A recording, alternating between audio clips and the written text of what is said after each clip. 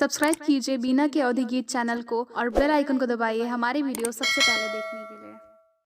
ऊंची ऊंची बखरी उठाया मोरे बाबा, चारू कोने खिड़की कटाय रे। ऊंची ऊंची बखरी उठाया मोरे बाबा, चारू कोने खिड़की कटाय रे।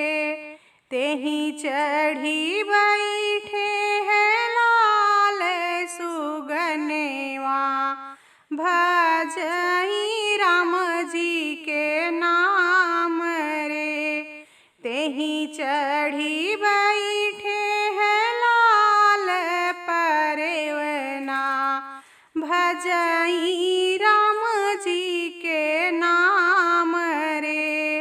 हरदी के पात चिट्ठी लिखले जनक जी, भेजे समधि जी के हाथ रे। कि तू लेबा समधि हथी आयो घोड़वा, कि लेबा रुपया 1000 रे। कि तू लेबा समधि हथी आयो घोड़वा, कि लेबा रुपया 1000 रे। चिट्ठिया बचत समधि मन मुस्काने, बोलई समधि जी से बात रे।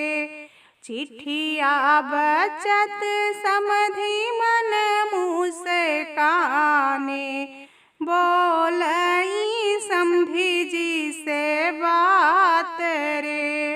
नाही लेबै समधि हो हाथी औ घोड़ा, नाही लेबै रुपया 1000 रे।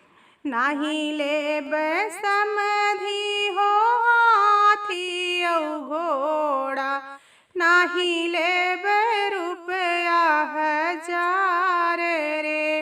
हम तऊ लेबै समधि लाल परवना, भजेला राम जी के नाम रे। हम तऊ लेबै समधि लाल परवना, भजेला राम जी के नाम रे। हाथी जदेब समधि घोड़ा जदेब, देबई रुपया 1000 रे। हाथी जदेब समधि घोड़ा जदेब, देबई रुपया 1000 रे। एक नाही देब समधि लाल परवना, भजेला राम जी के नाम रे।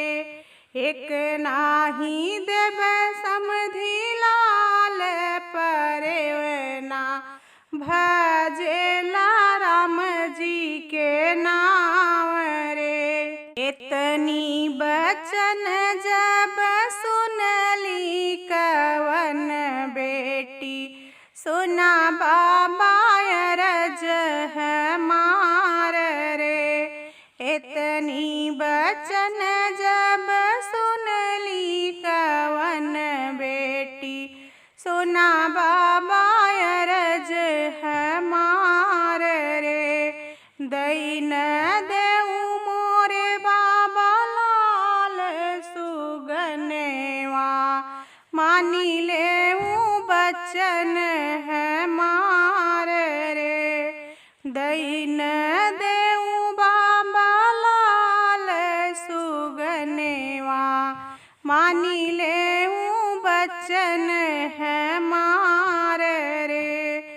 इतनी बचन जब सुनले वीरन भैया, पिजड़ा के किली छटकाय रे।